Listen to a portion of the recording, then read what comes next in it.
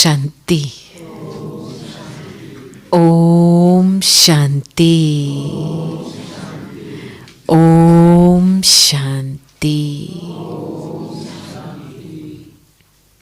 कितना अच्छा लगता है। एक इस कमरे की ये खूबी है कि जैसे लगता है बाबा बैठा ही है यहाँ पे। नहीं, फीलिंग आती है ना सभी को। हाँ, जैसे बाबा के गोद में बैठे हैं हम। नहीं, ये कितनी एक वंडर की बात है कि हमारा बाप निराकार है। एक तो निराकार है, दूसरा फरिश्ता है। बाप दादा दोनों है ना, तो दोनों अति सूक्ष्म है। तो हमारा दिल का जो आवाज होता है ना, मन का जो आवाज होता है ना, वो भी सूक्ष्म है ना। तो वो इन दोनों बाप तक पहुंचता है। जब भी कोई छोटा बच्चा चिल्लाता है तो बाप या माँ सहन नहीं कर पाते हैं ना, उसको जल्दी उठाते हैं, कुछ न कुछ तरीके से उसको कंफर्ट करते हैं, गोद में बिठाते हैं ताकि वो बच्चा रोए नहीं। तो बाबा भी हम बच्चों का दुख दर्द सहन नहीं कर सकता, और कैसे भी तरीके से बाबा कोई न कोई को निमित्त बना करके मदद दिलवाएगा। हाँ? सुनता है बाबा। क्या बाप को नहीं फीलिंग आती है अपने बच्चों का? तो जब हम इस लेवल पे सोचते हैं ना, तो कभी भी अकेलापन महसूस नहीं होगा, क्योंकि सूक्ष्म संबंध है, अनादि संबंध है। ये सूक्ष्म संबंध कोई तोड़ नहीं सकता है। तोड़ सकता है क्या? नहीं तोड़ सकता है। तो आप अपने आप को ऐसे लेवल पे लेके जाएंगे ना कि ये तो एक अनादि अविनाशी संबंध है। अभी हम इतने मास के बाद आए हैं वापस मधुबन। पूरा विश्व का भ्रमण किया है। बाबा ने कई ऐसे सीनरी ड्रामा ने दिखाया है हमको, और हम कहेंगे कि साक्षी होकर के देखा जाए तो हम तो कहेंगे फरिश्ता ब्रह्मा बाप दादा बहुत अपना काम कर रहा है। भले हम ब्राह्मण परिवार कभी कभी स्लो बन जाते, पुरुषार्थ में ठंडे हो जाते हैं, बाबा अपना सेवा के फील्ड पे काम कर रहा है। ये तो मैंने देख लिया है। और खास करके हम USA, Canada, north America, south America गए थे, और खास करके एक जब उस साइड पे हमारा टूर चला, वो बिल्कुल अर्जेंटीना, चिली बिल्कुल धरती के एंड पॉइंट है। चिली तो बिल्कुल एंड पॉइंट है, ऐसा देश है। वहाँ हमारे गिने चुने 40 ब्राह्मण हैं, ठीक है, 2 सेंटर है। इतने लगन वाले हैं, लेकिन इतने सालों में 20 साल में एक बार ही आ चुके हैं मधुबन। सोचो, तो वंडर की बात यह है, इतने डेडिकेटेड है। अर्जेंटीना में भी गए थे। खैर वहाँ से तो आते हैं, लेकिन हर साल नहीं आते हैं, बहुत महंगा पड़ता है उनको। तो मैंने देखा जब उस साइड पे गई, ये एक थीम शुरू हुआ हमारे लिए, और ये थी माताओं की शक्ति। कलश किसके सिर पे रखा है? अच्छा, एक्सेप्ट करते हो ना? तो कभी माताएं अपसेट तो नहीं हो जाती है क्या? कलश गिर जाएगा, अपसेट हो जाएंगे तो कलश गिर जाएगा तो फिर क्या करेंगे? तो वंडर की बात मैं कहानी बताती हूँ। एक माता थी कनाडा में, एक सेंटर में। तो वो करीबन 40 साल से सेंटर में है। वो उस माता जी फाउंडेशन है उस सेंटर की। इतनी छोटूड़ी है, आप देखेंगे ना इसको जैसे कोई गुड़िया होती है ना, ऐसे ही, लेकिन इनकी आंखें इतनी चमकती है। तो मैंने इनको पूछा, जसवंती बहन आपकी आंखें इतनी ऐसी चमकती कैसी है? आप क्या योग लगा रहे हो कि आपकी आंखें जैसे लाइट बल्ब जैसे चमक रही है। तो बहन जी मैं क्या बताऊं, बाबा ने हमको ढूंढा, बाबा ने सहारा दिया। बाबा सब कुछ, मैं ना पढ़ी लिखी हूँ, आप सभी मेरे से इतने स्मार्ट हो, होशियार हो, मुझे कुछ आता ही नहीं है, लेकिन इतना आता है कि जो घटनाएं हैं किसी को मैं गुड विशेस दे करके उसको हटाना चाहती हूँ।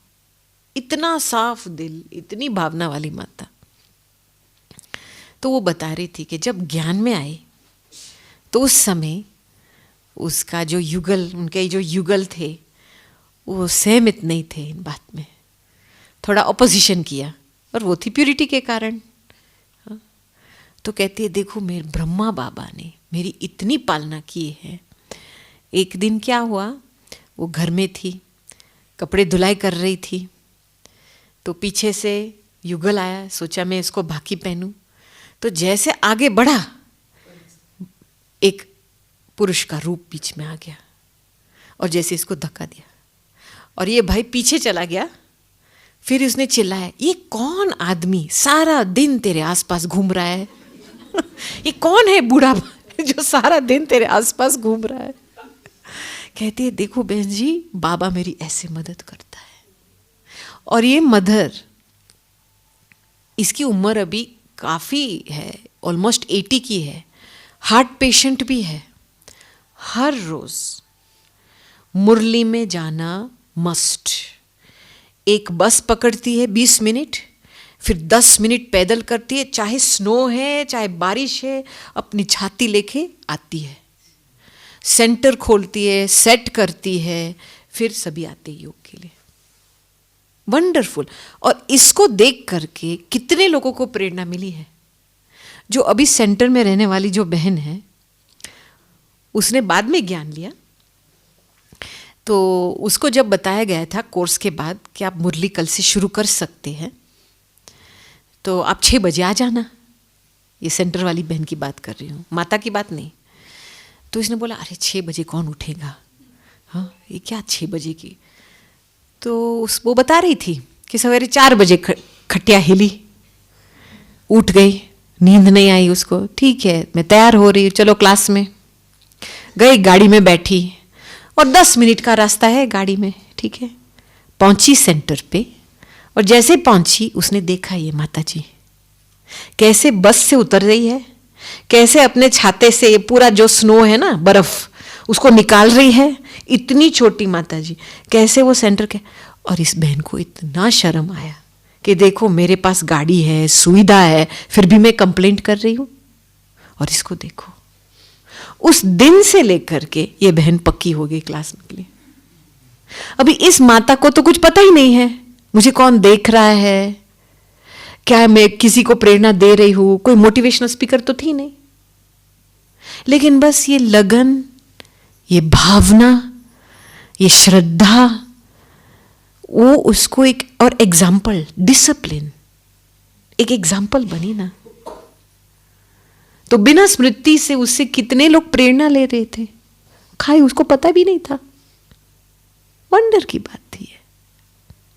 तो मैं देख रही हूं कि हमारे ब्राह्मण जीवन में आगे बढ़ना है तो हमको एक ही फोकस चाहिए कि मुझे अपने आप को एक एग्जाम्पल बनाना है, सैंपल बनाना है। बस कुछ भी हो जाए, वो पत्थर देवे मैं फूल दूं, वो बद्दुआ फैलाए मैं खुशबू फैलाऊं। हाँ? हमारा धंधा क्या है? सैंपल बनना है कई बात का। और मैंने देखा आप अपने आप को सैंपल बनाएंगे ना, चलते फिरते लोग आपसे प्रेरणा लेंगे। लेकिन जब ये काम बंद होता है खुद को देखने से, बस औरों को देखने में लगते अरे ये नहीं कर रहा है तो हम क्यों करें, होता है ना। इसमें हमारी कमाई में कट हो जाता है।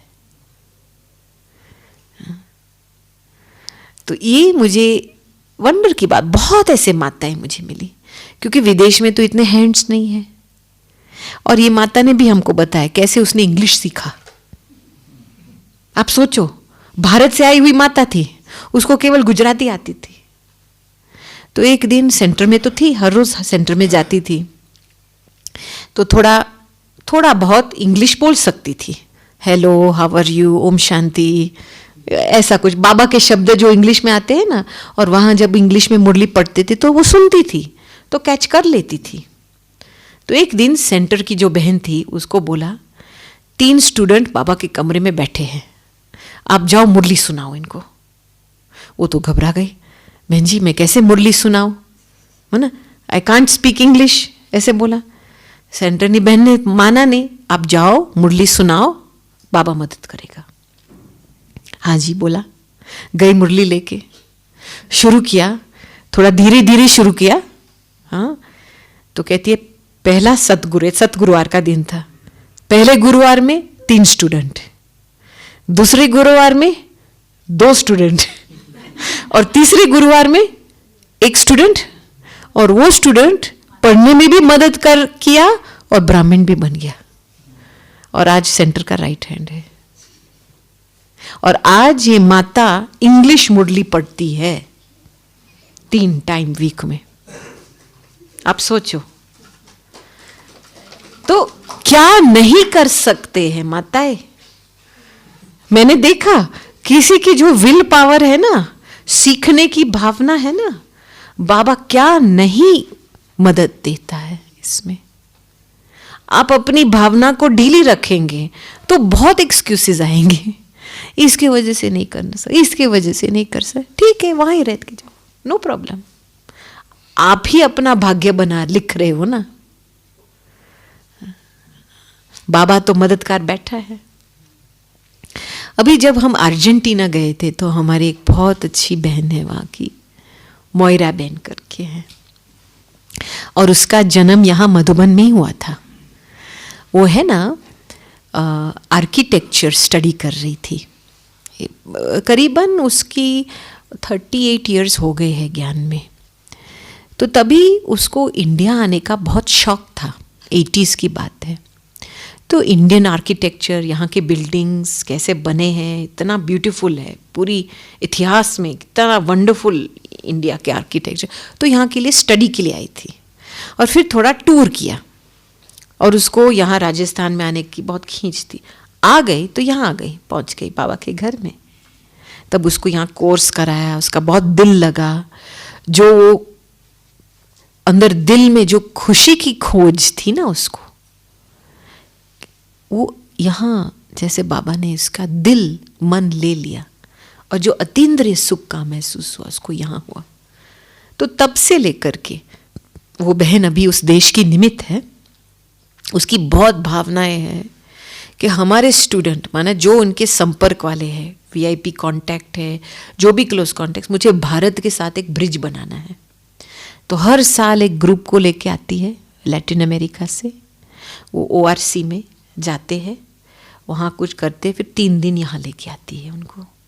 तो बहुत उन्होंने एक फ्रेंड्स का सर्कल बना लिया है, वाइस प्रेसिडेंट तक उसका पहुँचा है, वाइस प्रेसिडेंट को भी लेके आई थी वो एकदम।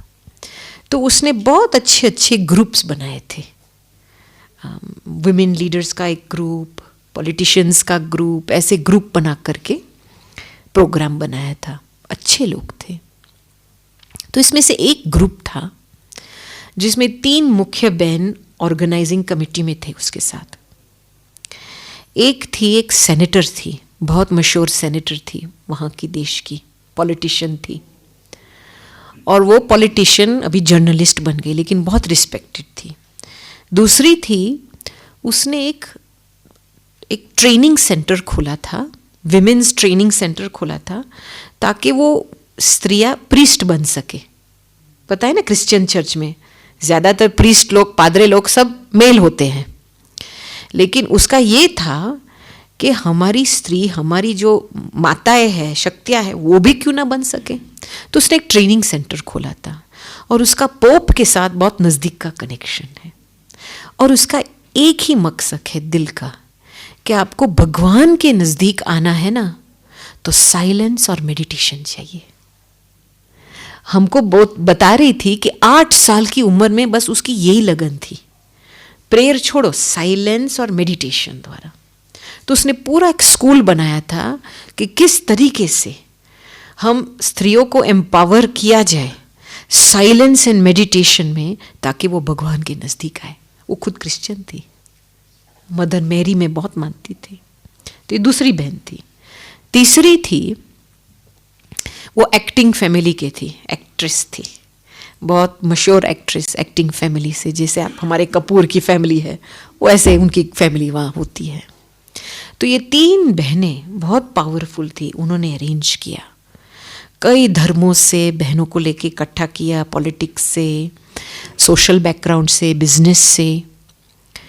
तो हमको फिर 15 मिनट शुरू से 2 घंटे का डायलॉग था। तो हमको पूछा, आप शिव शक्ति के ऊपर बताइए, शिव की शक्ति माना क्या, परमात्मा से हम कैसे शक्ति प्राप्त करें।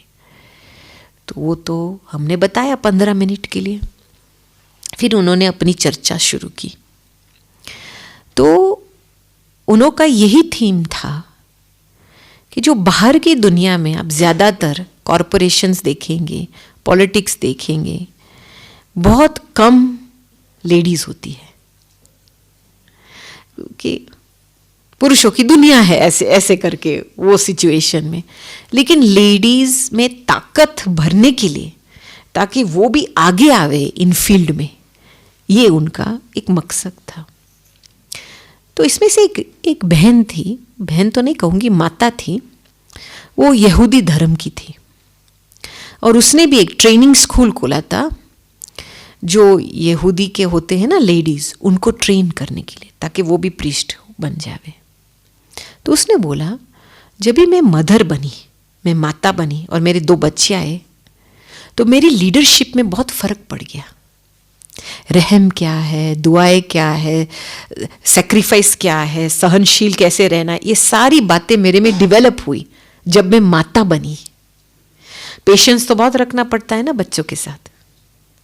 लेकिन मैंने एक बात नोट की कि माता होने के कारण एक कमी भी आती है। कौन सी कमी आती है? मोह की कमी। और इस मोह की वजह से मेरी लीडरशिप में रुकावट आती है। अभी मुझे विश्व की मां बनना है, वो मैं कैसे बनूं? हम दोनों, हम और मोयरा बहन बाजू में बैठे थे।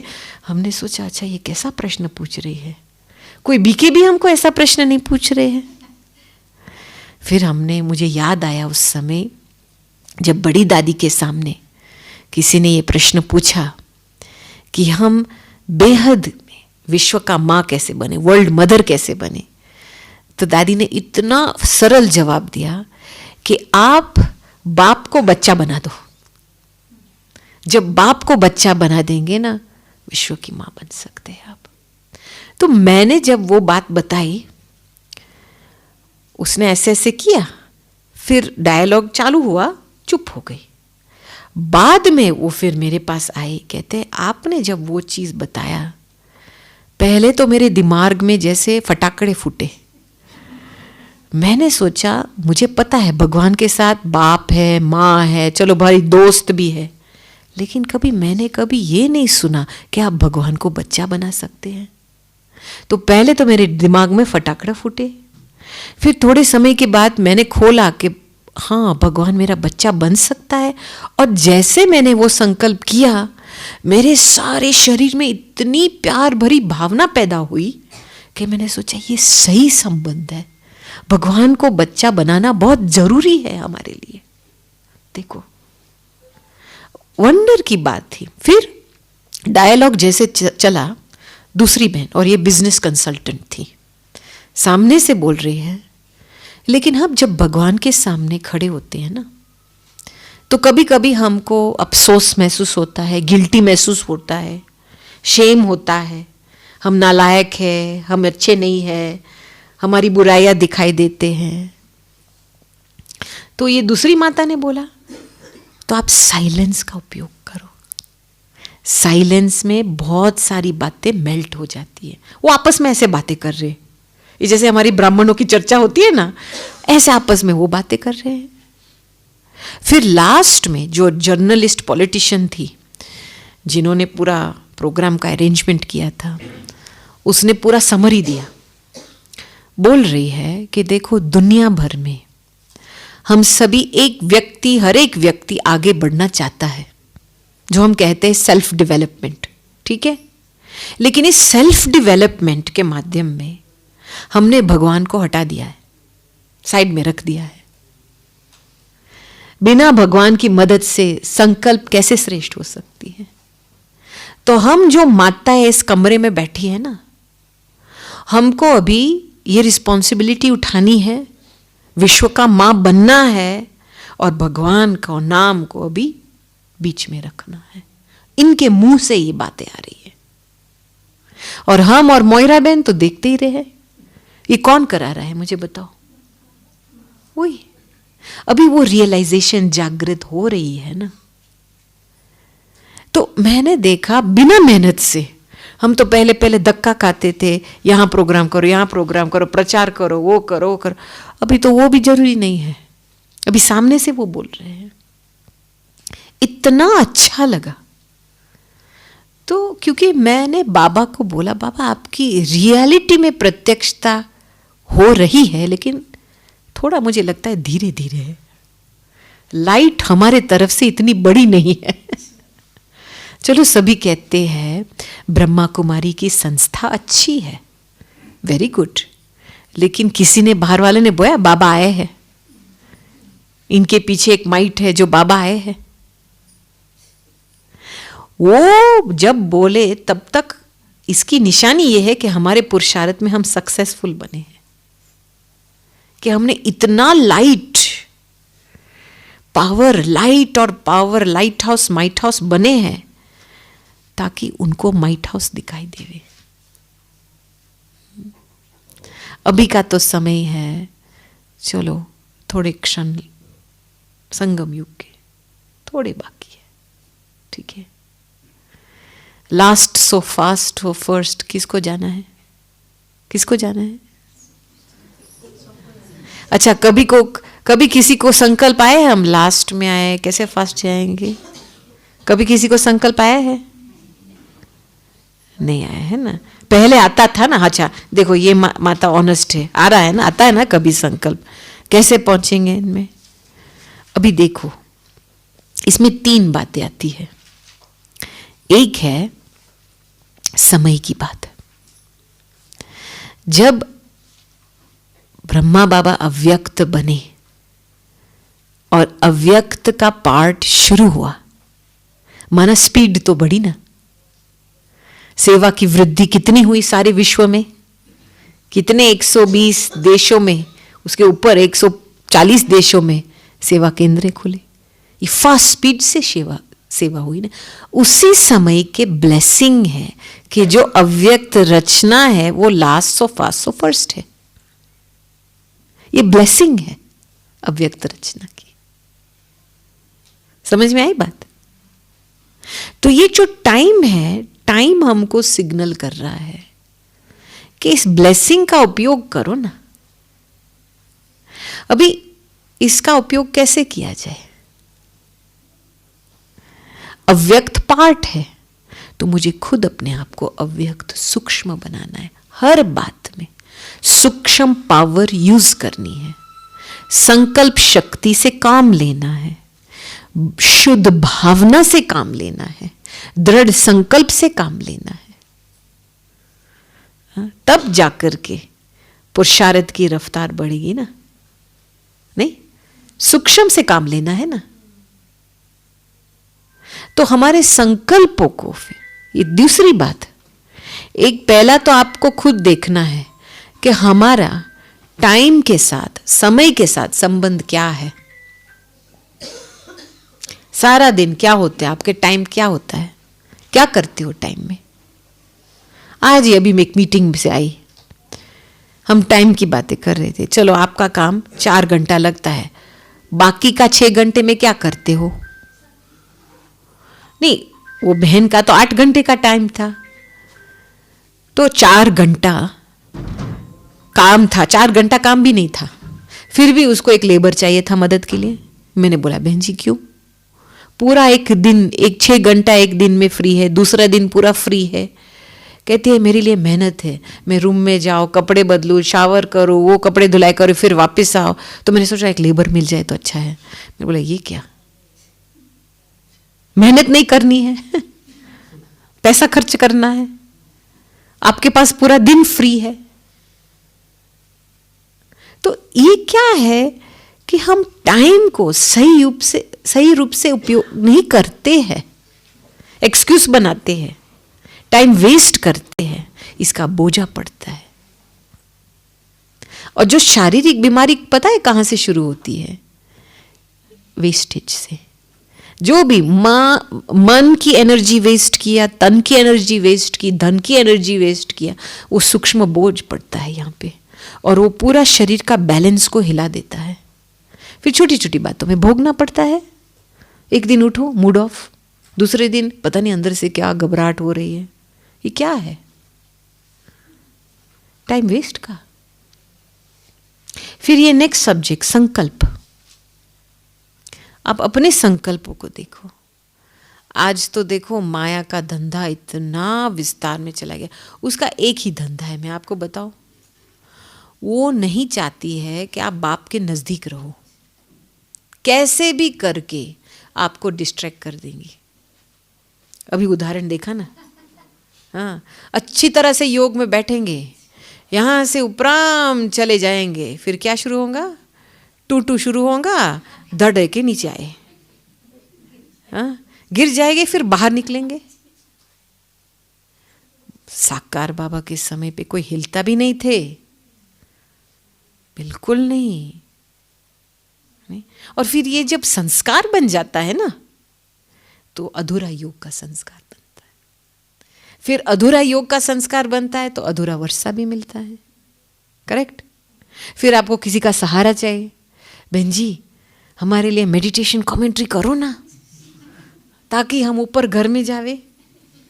अच्छा, हम मेडिटेशन कमेंट्री करेंगे, हम अपनी बुद्धि को उपराम लेके जाएंगे, हमको वर्षा मिलेगा, तो क्या आप हमारे वर्षे से खाएंगे? क्या खाएंगे? नहीं खाएंगे। तो आप अपनी बुद्धि को लेके जाओ ना। इसीलिए योग के समय पे, क्लास में भी समय, मोबाइल बंद।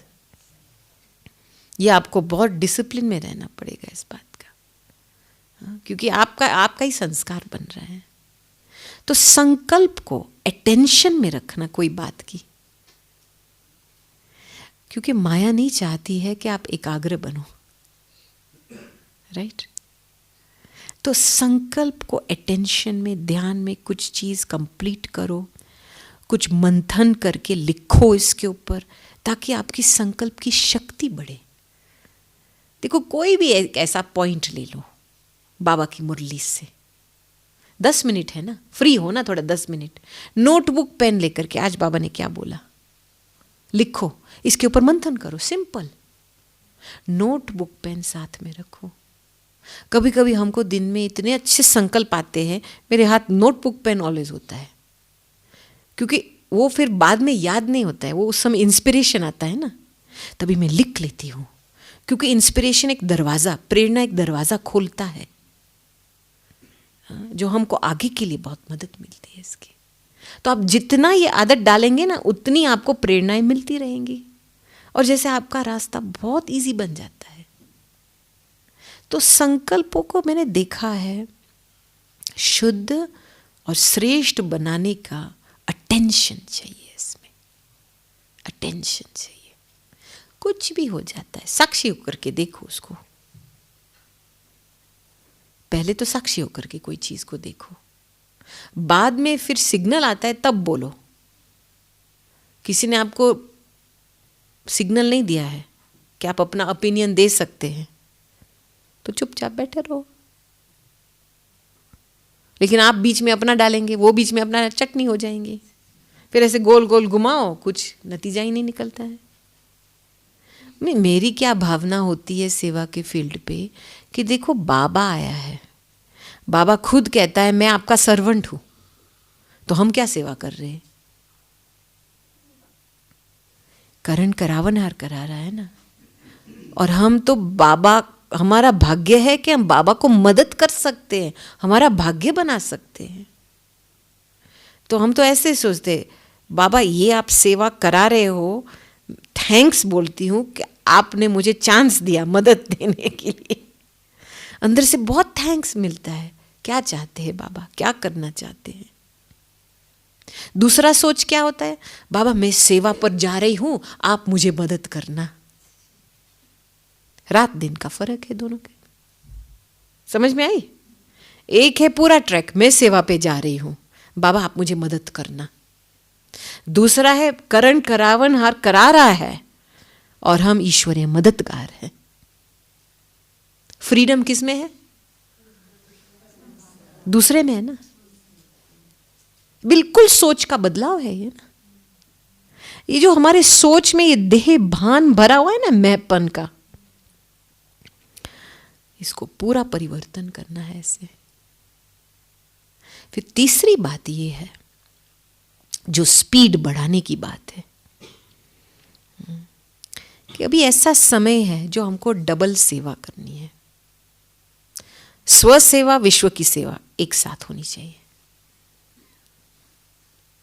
क्या होता है अभी अभी, चलो हमारी स्व की सेवा थोड़े समय के लिए हम बैठ करके योग करें, फिर सेवा पे जाए, फिर योग करें, फिर सेवा पे जाए, ऐसा है। तो अंदर से कभी कभी खींचातान होती है, इतना टाइम नहीं मिलता है ये के लिए।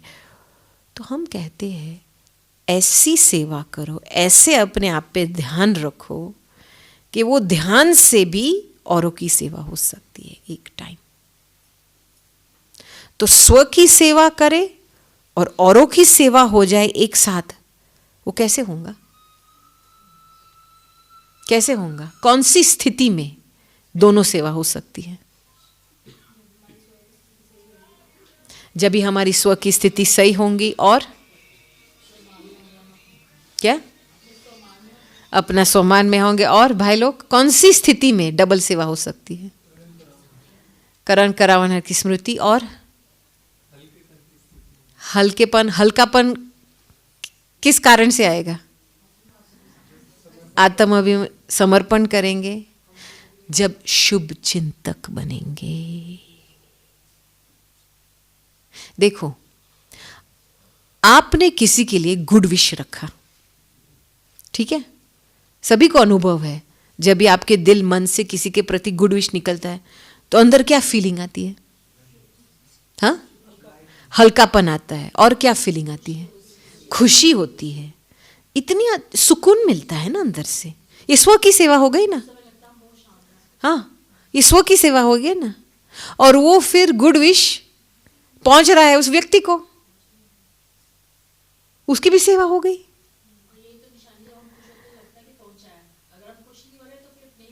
नहीं, तो शुभ चिंतक की अवस्था में स्व की सेवा होंगी और साथ साथ विश्व की सेवा होगी। और इस बात को बहुत जरूरी है अंडरलाइन करने के लिए।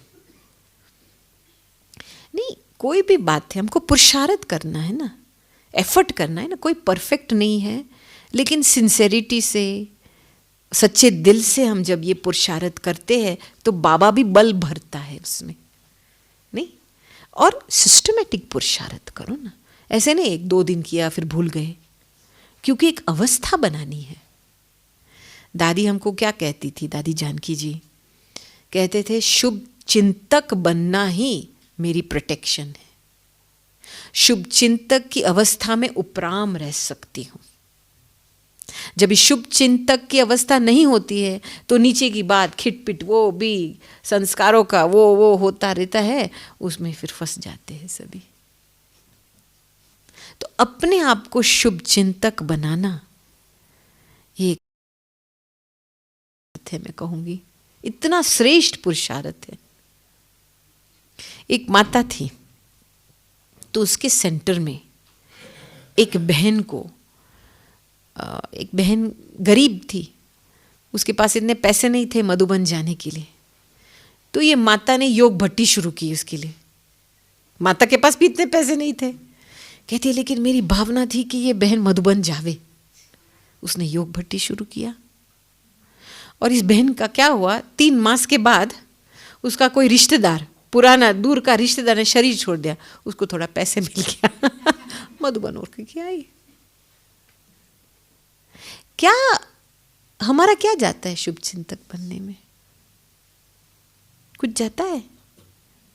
लेकिन इसमें यह बात जरूर है कि जो हमारी मनसा में कोई एक व्यक्ति के लिए भी बद्दुआ है, तो जैसे सागर में या तालाब में या ग्लास में, पानी के ग्लास में एक बूंद जहर चला गया, तो वो पीने लायक ही नहीं होगा ना, एक ही बूंद। तो आप कहेंगे चलो मेरे गुड विशेस है इसके लिए, लेकिन इसके लिए नहीं है, तो क्या कोई मानेगा इसका? Not possible. तो अपने आप को ऐसा बनाना है कि हर एक व्यक्ति के लिए नो बद्दुआ। बोलना नहीं है, सोचना नहीं है, फीलिंग में नहीं आना है। ये जैसे खुद के लिए एक खुद को प्रॉमिस करनी है। हम प्रॉमिस करेंगे ना, खुद को वायदा करेंगे, एक व्रत रखेंगे, तब बाबा मदद करेंगे। हमको पालना बाबा से फायदा बिना हम खींच नहीं सकेंगे। संबंध का फायदा कैसे आएगा? जब शादी करते हैं तो दोनों एक कमिटमेंट करते हैं ना, वायदा करते हैं ना एक दोनों को, तभी वो पालना देते हैं ना एक दोनों को। तो हमने किसके साथ संबंध जुड़ा है? तो व्रत तो रखना पड़ेगा ना। तो एक व्रत रखो इस बात का। मैं कहूंगी ना, बहुत मदद मिलती है इसमें। तो मैं बाबा को जब मैं बुलाती हूँ ना, कभी कभी ऐसा होता है कि कुछ शुरू होने वाले हैं या मेरा संस्कार एक, तो मैं जल्दी बाबा बोल देती हूँ। बिल्कुल अंदर दिल से मैं बाबा को पुकारती हूँ, और जैसे 2-3 सेकंड में बाबा इतना हल्का कर देता है मुझको। इतनी संबंध की पावर है कि जो हमारा बाप है वो बच्चों का दुख सहन नहीं कर पाता है। आएगा, रिस्पॉन्ड देगा। हम बच्चे ही बाप के संसार हैं। अभी भी बाबा सब कुछ कर रहा है। ठीक है? ओके? Okay, thank you. ओम शांति शांति शांति।